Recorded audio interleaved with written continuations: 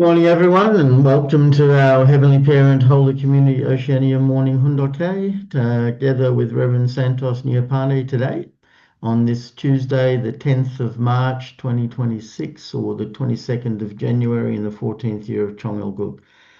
Thank you all for coming, and let's begin with a bow to our true parents of heaven, earth, and humankind, Chanji Champumninge, Kyombe, Paro. And let's recite our family pledge, both in Korean and English. 가전맨세 1. 전국 주인 우리 가족은 참사랑을 중심하고 본연 땅을 찾아 본연의 창조 이사인 지산천국과 전산천국을 창건할 것을 맹세하나이다. Family pledge number 1. Our family, the owner of Chongguk, pledges to seek our original homeland and build the kingdom of God on earth and in heaven, the original ideal of creation, by centering on true love. Thank you, and I'd like to share again Mother's prayer.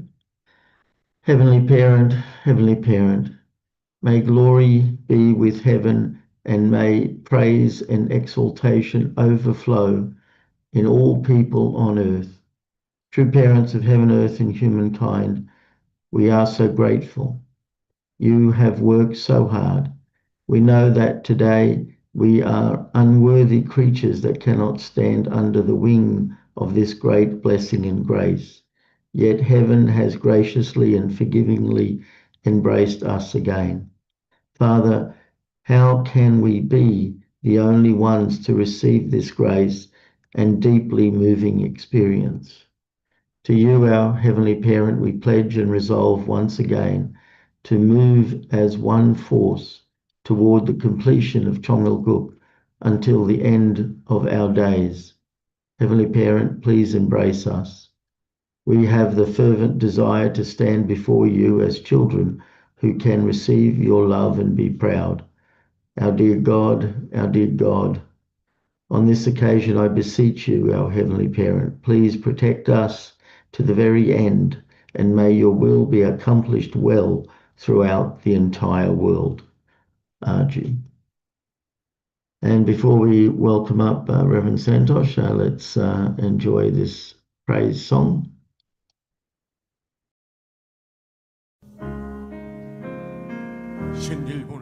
Heavenly Japan, through Chonshiman prayer, will become one with True Mother and rise again.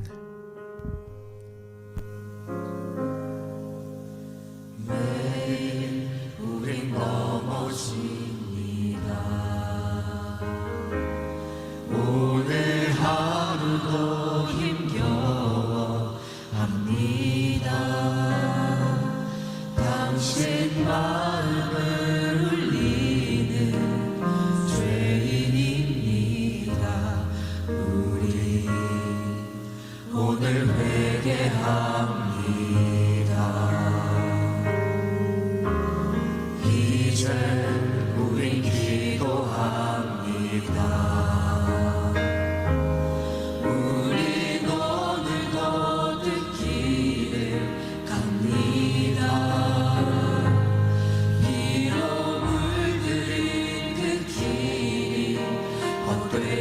않도록 다시 우리 일어섭니다.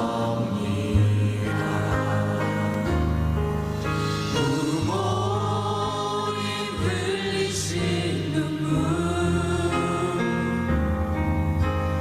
온 세상 빛으로 물들어 헤일 수 없는 그 사랑 다시 우리를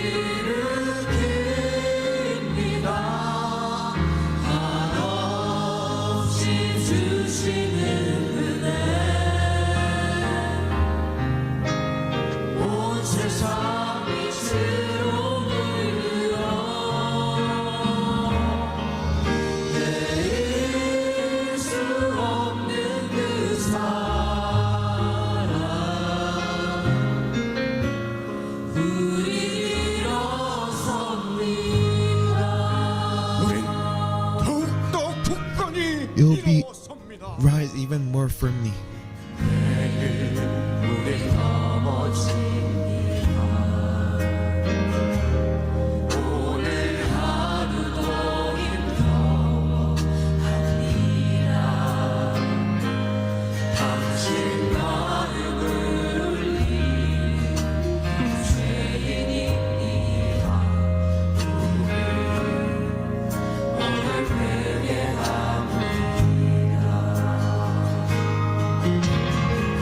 이제 우리 기도합니다. 우리 모든 곳에 길을 갑니다. 기도를 드리는 길이 헛되지 않도록 다시 우리 일어섭니다. 부모님 흘리신 눈물 부모님 흘리신 눈물 온 세상 빛으로 물들어 내릴 수 없는 그 사랑 다시 우리를 일으킵니다. 한없이 주시는 은혜 온 세상 빛으로 물들어 내릴 수 없는 그 사랑 우리 일어섭니다. 부모님 흘리신 눈물 부모님 흘리신 눈물 온 세상 빛으로 온 세상 빛으로 물들어 할 수 없는 부모님의 그 사랑 감사합니다. 다시 우리 일으킵니다. 다시 우리 일으킵니다. 한없이 주신 부모님의 그 사랑 온 세상 빛으로 물들어 내릴 수 없는 그 사랑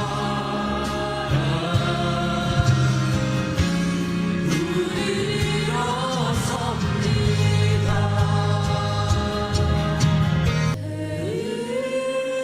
수 없는 그 사랑 우린 일어섭니다.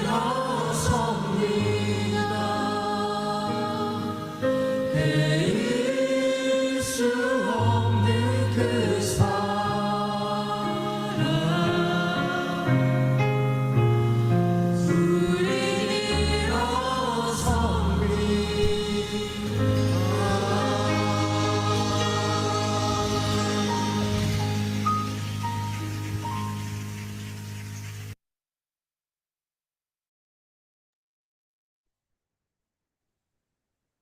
Thank you. And let's welcome up Rev Santosh as he shares this morning. Thank you. Good morning, dear brothers and sisters.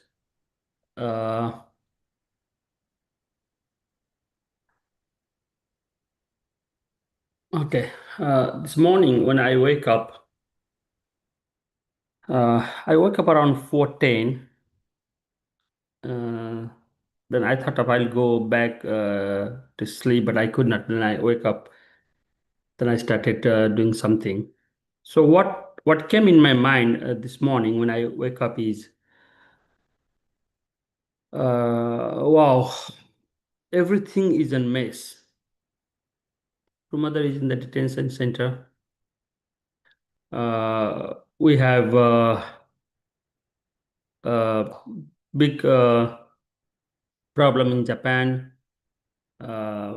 Brothers and sisters are suffering in Japan.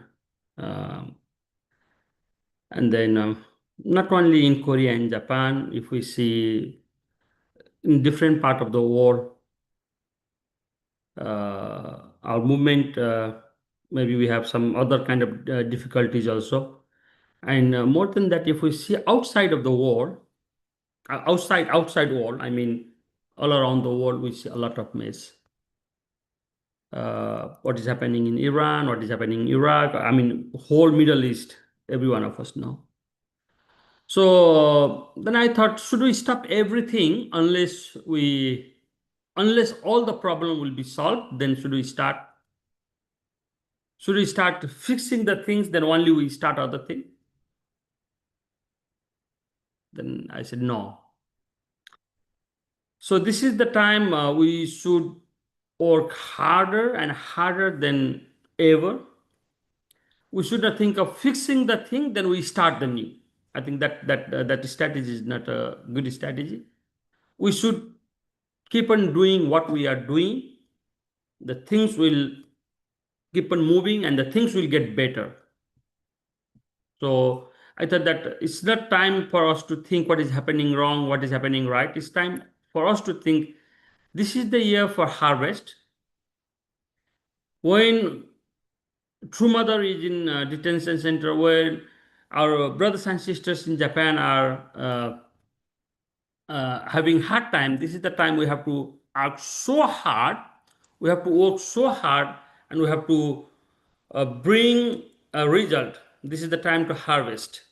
We have to bring the result, and we have to offer that in front of our true parents' altar, and we have to make our brothers and sisters more confident. This is the time we have to work hard so that we can give hope to our brothers and sisters from all around the world. So with this thought that came in my mind, and with this determination that came in my mind this early morning, so I want to start today's Hunduke. Today is 10th March, Tuesday. Myself and Samriddhi, we are here. I have the things that I read from the chronology of our movement. What are the things that happen in the month of March? So when I went through the dates, until 1950, there are nothing that is included there. So only the 1955 March 27, you can see that there was inaugural edition of Songhua magazine. 1955 March 30, first Divine Principle examination in the headquarters church. I myself remember attending the Divine Principle exam and getting the first prize in the Divine Principle exam back in 1999 when I joined church. And then I also attended once the Divine Principle examination in Chongpyeong in 2011 February, when I did my 40 days. It's reminded of doing exams of Divine Principle. 1956 March, True Mother meets True Father for the first time, very historical day. 1959 March 7, founding of the Yongseong Choir. 1959 March 25, Mother graduates from Sejong Girls Middle School. 1960 March 13, Father distributes stone collected during his ministry throughout Korea. 1960 March 27, to parents engagement ceremony, proclamation of Parents' Day followed proclamation of Parents' Day. 1963 March 28, singles blessing of 41 widows and widowers. 1969 March 15, probably two parents visit to Brazil. 1969 March 16 to April 11, two parents Europe tour. March 28, in between the 43 couples blessing, second phase, 8 couples in Essen, Germany. 1972, March 16 to April 10, tour of Europe with speeches on the 3 consecutive nights in each city. 1973, March 1st, True Father leads a 100-day workshop in Belvedere Training Center, Tarrytown, in New York. March 5, opening March 5, 1973, opening of the Little Angels Art School in Seoul. March 13 to July 21st in 1973, celebration of life. Public divine principle lectures in 10 cities in America, 3 days in each city. 1975, March 2nd, birth of Kwon Jin Moon to parents' son. April or May, missionary go out to 95 nations. 1977, March 4, founding of the Songhwa Art High School. Seoul, May 10, official establishment of Unification Theological Seminary, which we call now Sunmun University. So this is for the month of March from 1955 to 1977, what happened in the history. So now we start Old Scripture and the Teaching of Sun Myung Moon, Part 1, God and Creation, Chapter 1, God, Subchapter 12, the Creator. Now Samriddhi will be with you. Thank you very much. 12. The Creator. This section on God as the Creator includes classic amounts of the creation of the universe and the creation of human beings. Some describe creation as a beginning with a word, others from a desire within the absolute being. In some texts, the Creator forms the universe out of nothing, ex nihilo. In other words, the word world originated as an emanation from the absolute, a portion of which emerged out of the void to take on the attributes of form and matter. Several texts describes the root of creation in the appearance of mind, which then molds physical matter into its abode. Other mentions the motive of love, which sought to divide beings from non-beings in order to manifest itself. Finally, scriptures from Hinduism and Taoism describe creation in terms of divine self-emptying and sacrifice. These creation stories are not mere explanations of how things came to be in the far remote past. They are to instruct us on the workings of God, who even today govern this world by the same creative principle that he used in the beginning. As the biblical scholar Rudolf Buttman said, the real purpose of the creation is to inculcate what God is doing all the time. This in turn informs us about who we are. Father Moon, for his past, emphasizes the effort and love God invested in the creative process. If we are God's children, then just as God's invested effort and sincerity in creating, we too should invest 100% of our efforts in order to realize fully our potential as creative beings.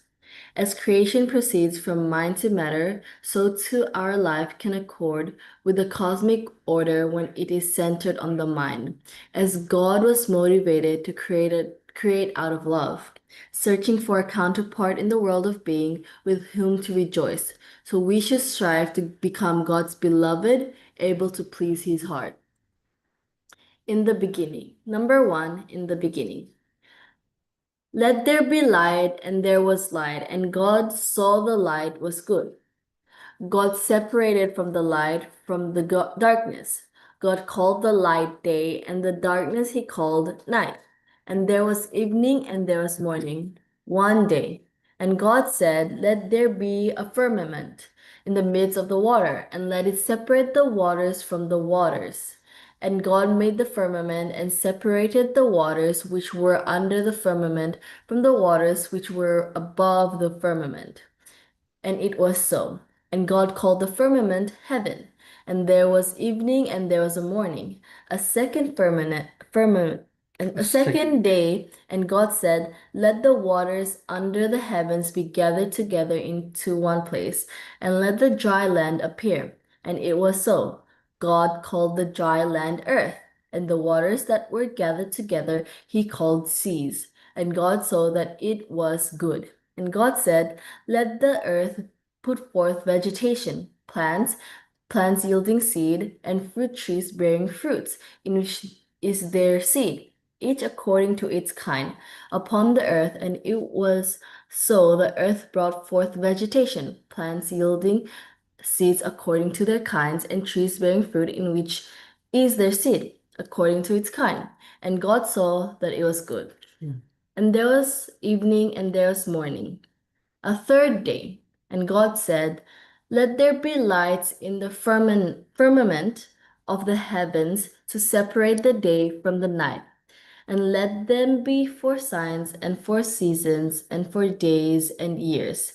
And let them be light in the firmament of heaven to give light upon the earth. And it was so. And God made the two great lights, the greater light to rule the day, and the lesser light to rule the night.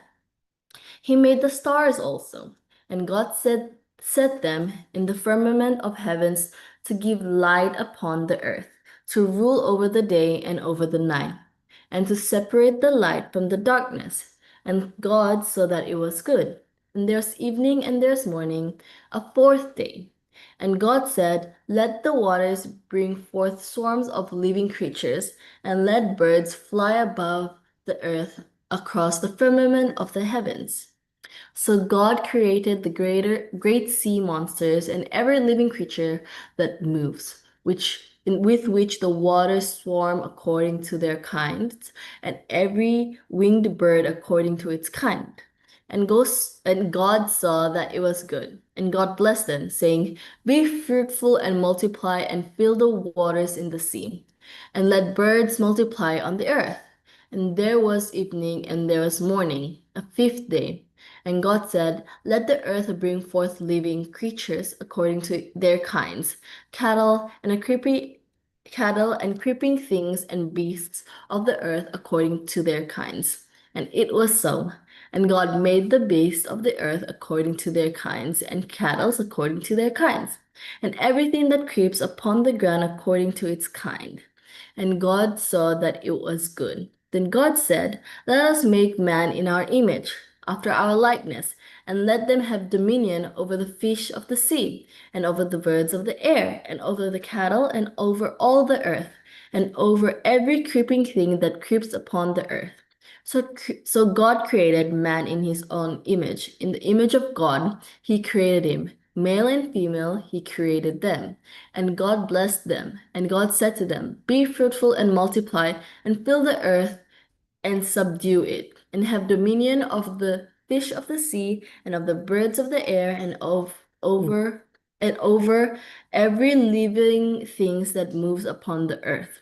And God said, behold, I have given you every plant yielding seed, which is upon the face of all earth, and every tree with seed in its fruit. You shall have them for food.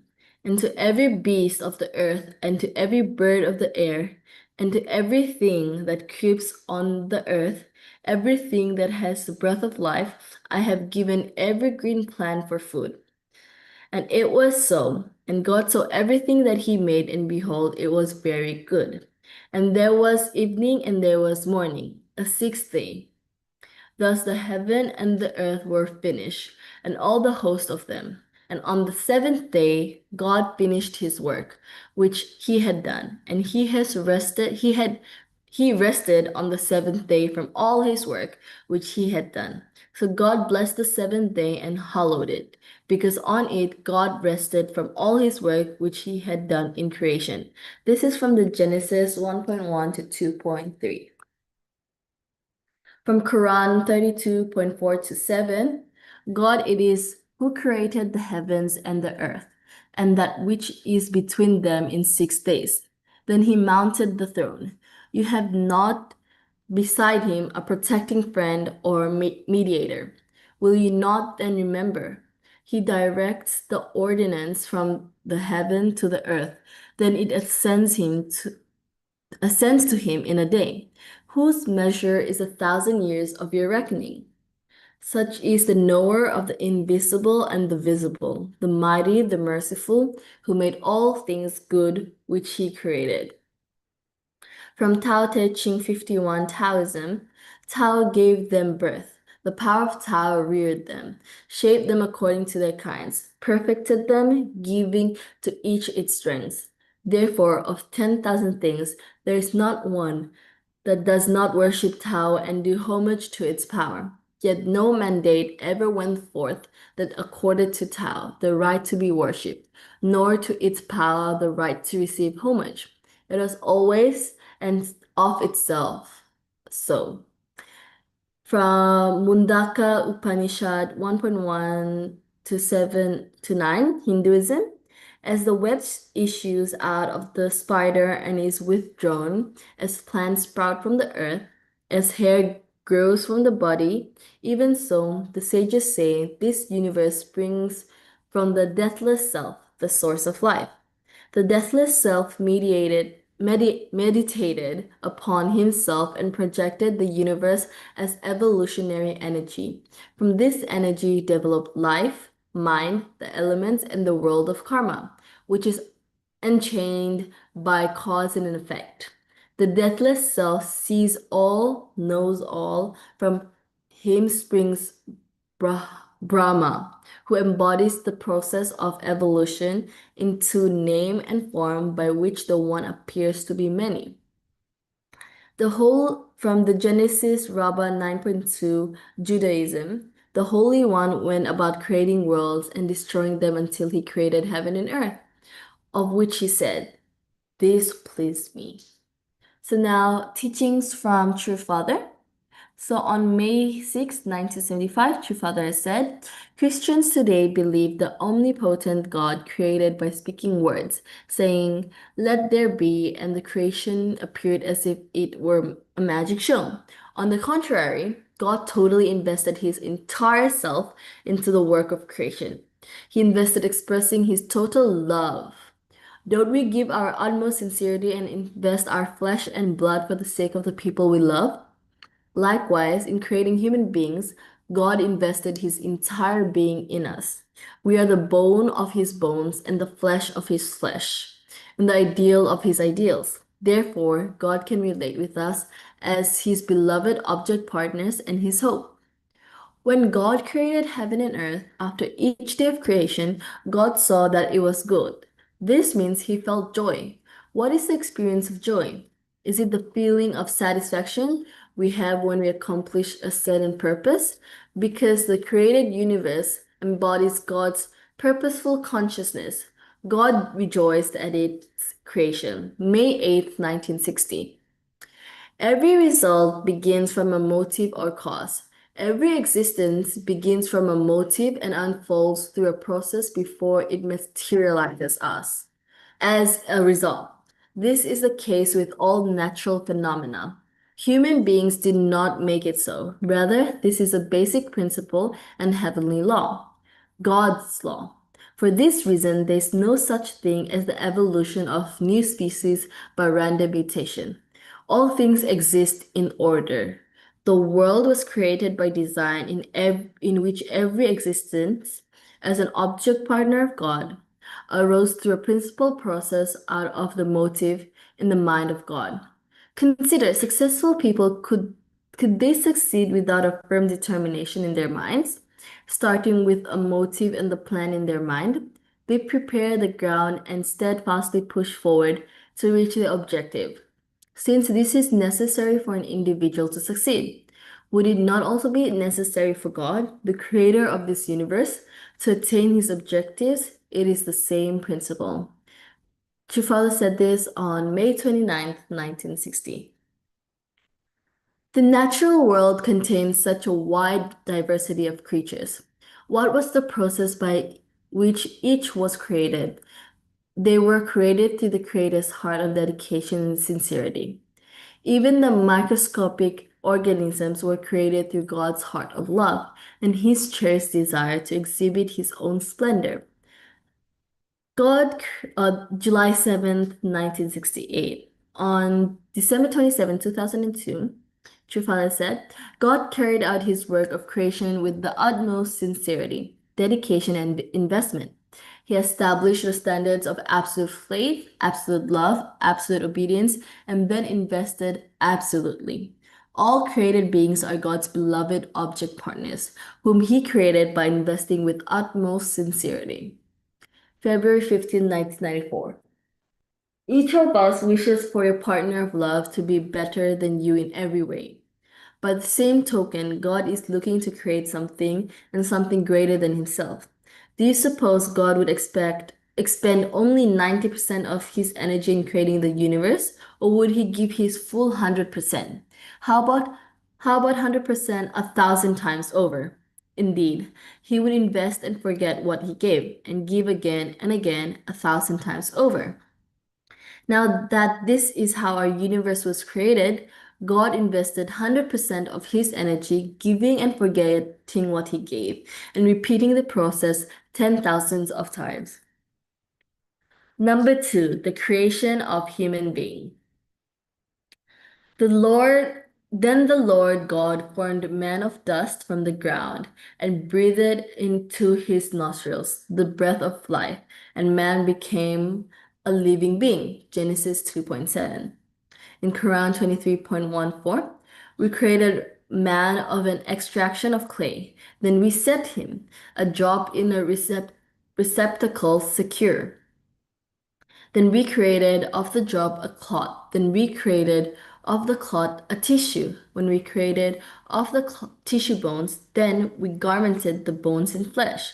Thereafter we produced him as another creature. So blessed be God, the fairest of creators. Creating the universe himself, he has remained unattached. The compassionate Lord too has made the holy center, the human being. Combining air, water, and fire, he created the citadel of the body. The Creator fashioned the 9 abodes of sensation.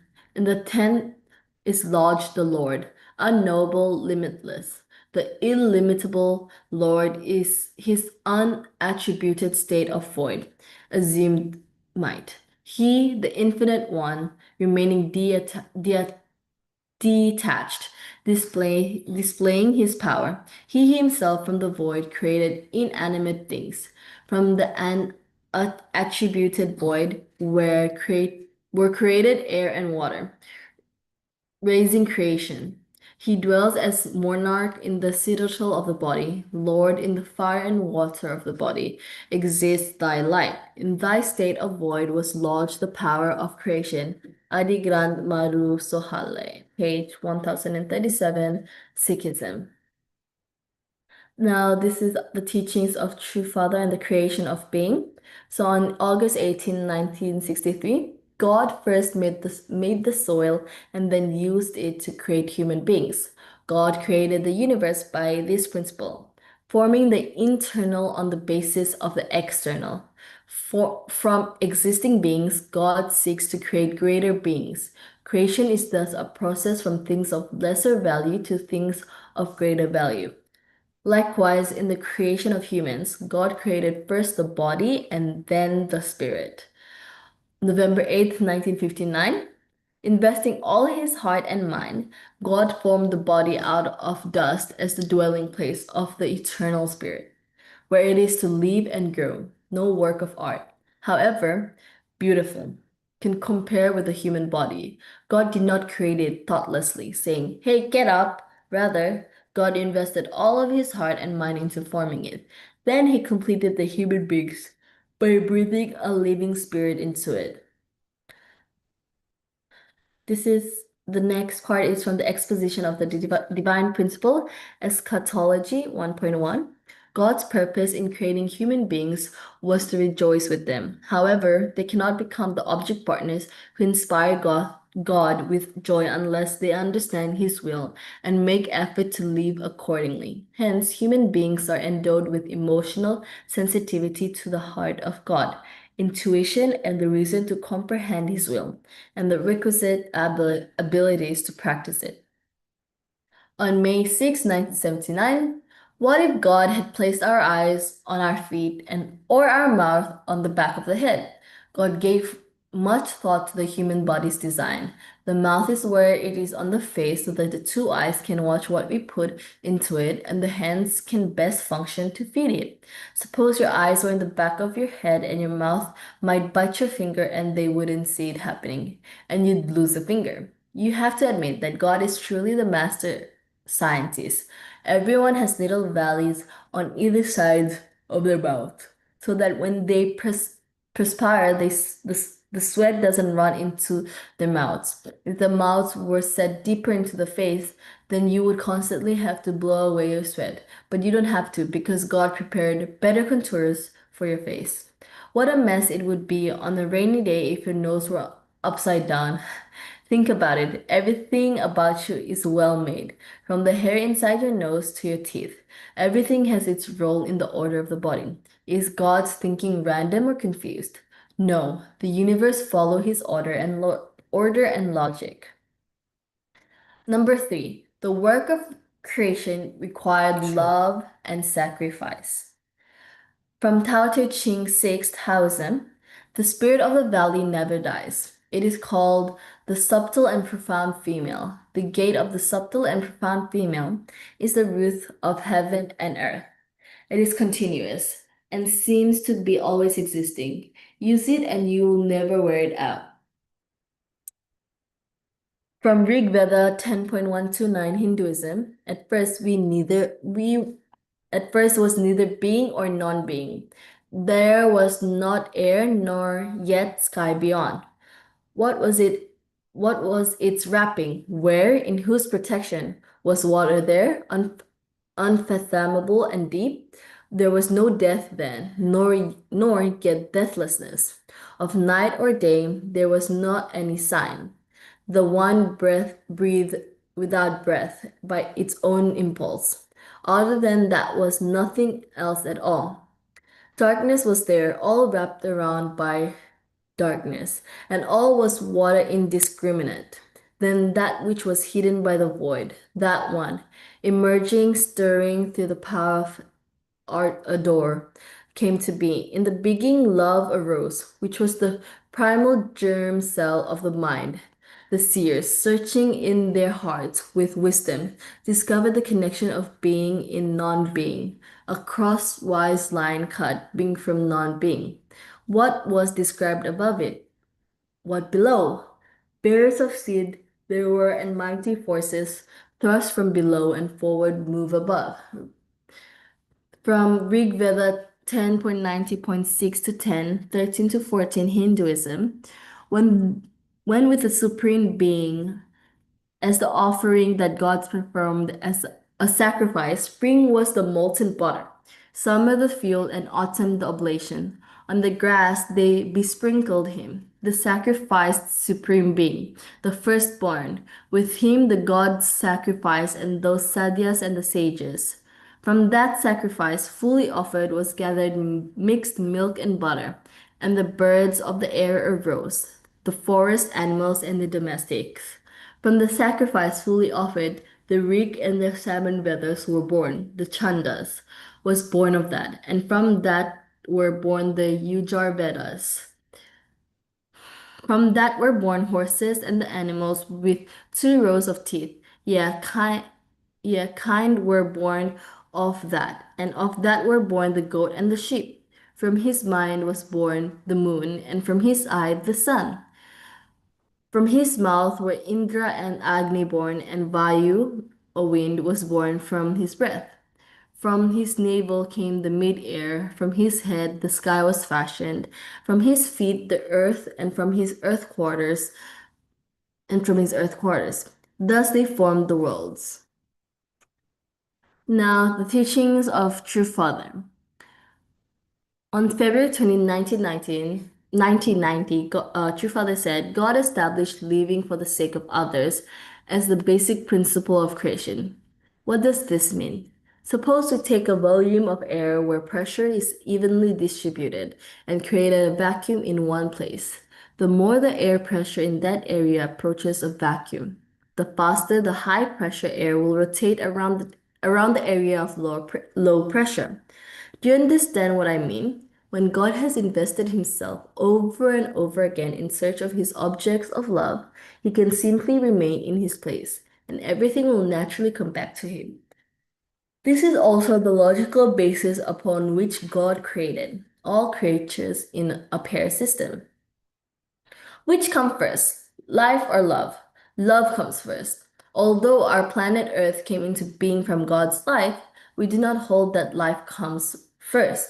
Rather, we declare that love is first. Why? Although God began the creation of heaven and earth with life, the source of life and the motive for life is love.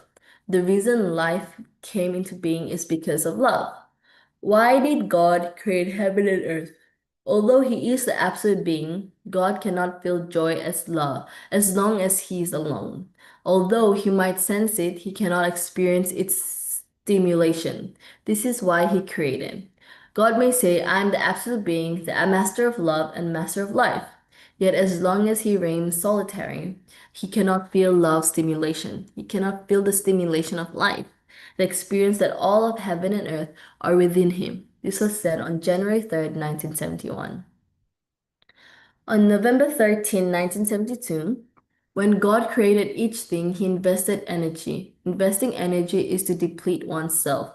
Though God is omniscient and almighty, if he were to give out all his energy with nothing returning to him, then God would be depleted. If you engage in strenuous labor right after eating breakfast, you quickly become hungry and tired. Why? Investing energy is a negative for the subject partner. No one likes to suffer loss all the time. Enjoyment comes when there is a positive return on the investment. God created all things in the heavens and the earth for enjoyment, not so that he could weep or be sorrowful. Hence, something must return to God as a positive benefit. Then, when does God receive a positive benefit? This is the measure of perfection in created beings. A being can be said to have reached perfection at the point when gods begin to receive a return on his investment. Isn't this the case in business? We plan to invest a certain amount, expecting that after a certain point we will begin to realize profits. Or when we study, we think that after putting a certain number of hours, we will be adequately prepared to pass the exam. This is true with everything. It is a universal law. When we have desire, if we work hard and challenge our limit to reach a goal, then we can cross the finish line and receive something in return. The same is true with God. What did he expect to gain by created human beings? In creating them, he invested his energy and consumed something of himself. God spent everything possible for our sake. Yet there is no loss. Once we become perfect, there is a return. We should understand this basic rule. If 100 units were invested, but the return was valued at less than 100 units, God would not have continued his work of creation. The return should be 110, 200, or 300 units, something valued more than the 100 units invested. Even better, the return should be unlimited. When this happens, God experiences joy even as he invests. Considering this, we conclude that the return should be something with a higher dimension of values. What form would it take? What, when it returns, give joy? The answer is love. On May 6, 1975, if God had had thought only of himself, he would have created heaven and earth. To create means to invest energy. The cherished desire of an artist is to create a masterpiece. To do this, the artist will invest all of his heart and soul. He'll want to reach the point where he cannot do anything anymore. Only by thus investing himself completely can he create the perfect masterpiece. God created the universe, first with absolute faith, second, he created with absolute love, cherishing each creation as his beloved object partner. Third, God created with absolute obedience, which means he totally emptied himself. God gave his total investment, forgetting what he had given and repeatedly giving still more. He gave up even any concept that something might come of what he had given.